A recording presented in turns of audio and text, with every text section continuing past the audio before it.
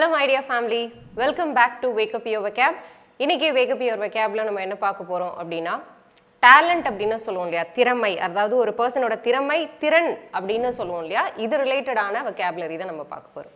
If you are ready, let's get started.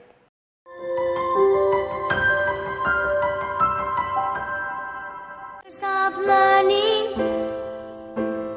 never stop growing,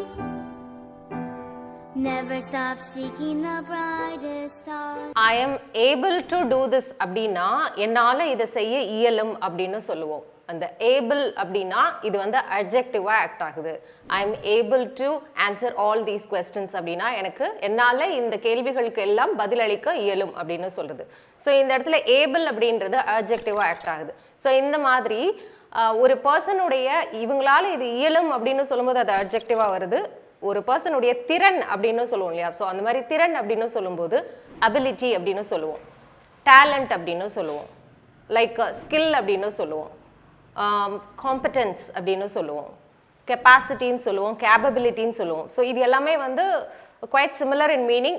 நான் சொன்ன இந்த எல்லா வார்த்தைகளுமே வந்து noun-ஆ ஆக்ட் ஆகும். சோ இந்த வார்த்தைகள் தான் நம்ம இன்னைக்கு பார்க்க போறோம். இதோட மீனிங் என்ன, எக்ஸாம்பிள் சென்டென்சஸ் அதோட நம்ம பார்க்க போறோம். Number 1 in our list is ability.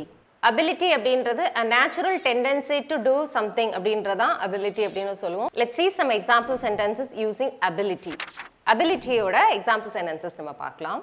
I admire his ability to stay calm in difficult situations. இதோட மீனிங் என்ன அப்படினா கடினமான சூழ்நிலைகள்லையும் அவர் வந்து அமைதியா இருக்கிற அந்த திறமையை பார்த்து கண்டு நான் வியக்கிறேன் அப்படின்றதான் இந்த சென்டென்ஸோட meaning. Number 2 in our list is he has the ability to bring out the best in others. மத்தவங்களுக்கு வந்து எது பெஸ்டா வருமோ அதை கொண்டு வர்ற திறமை வந்து இவர்கிட்ட இருக்கு அப்படின்றதான் இந்த சென்டென்ஸோட meaning. Number 3, she has the ability to manage her father's business. அவளுக்கு அவளுடைய அப்பாவுடைய பிஸ்னஸை மேனேஜ் பண்ற திறமை இருக்கு அப்படின்றதான் இந்த சென்டென்ஸோட மீனிங். ஸோ இங்கே ability அப்படின்றது வந்து ஒரு நவுனா ஆக்ட் ஆகுது. Number 2 in our list is skill. ஸ்கில்னாலும் abilityனாலும் quite same தான்.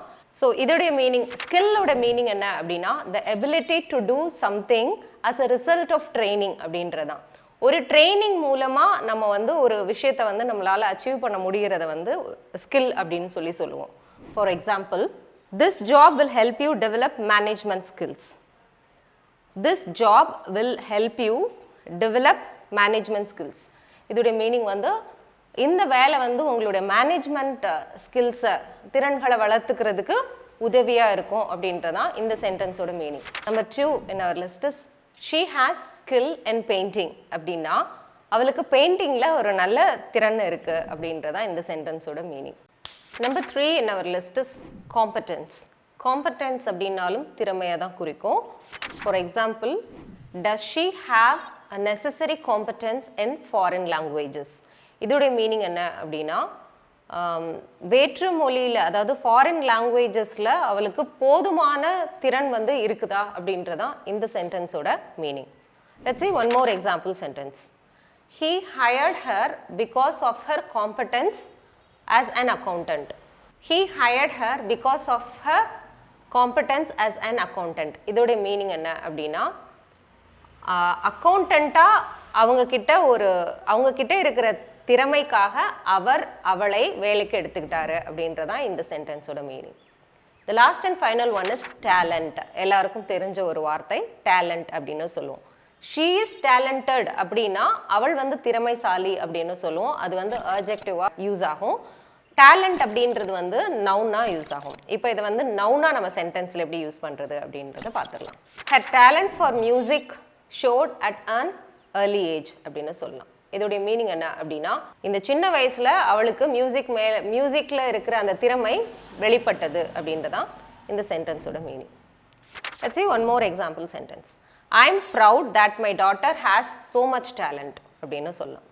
I am proud that my daughter has so much talent அப்படின்னா என் பொண்ணுக்கு இவ்வளோ இந்த என் பொண்ணுக்கு இருக்கிற திறமையை பார்த்து நான் வந்து பெருமிதம் அடைகிறேன் அப்படின்றதான் இந்த சென்டென்ஸோட மீனிங்.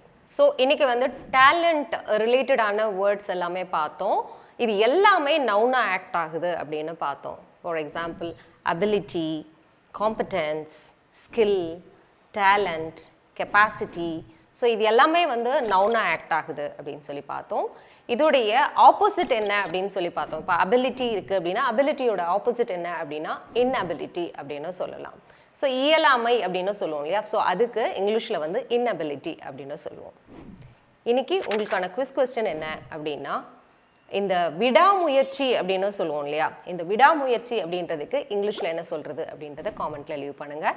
இதே மாதிரியான இன்ட்ரெஸ்டிங்கான vocabulary நீங்கள் தெரிஞ்சுக்கணும் அப்படின்னா எங்களுடைய லைவ் ஆன்லைன் செஷன்ஸ் அவைலபிளாக இருக்குது. அதை பற்றின டீட்டெயில் வேணும் அப்படின்னா ஸ்க்ரீனில் தெரிகிற இந்த நம்பருக்கு காண்டாக்ட் பண்ணலாம். Thank you so much for clicking this video. I'll meet you soon with another interesting lesson in the next video. Till then, you take care. It's bye from Malar. See you. Bye-bye.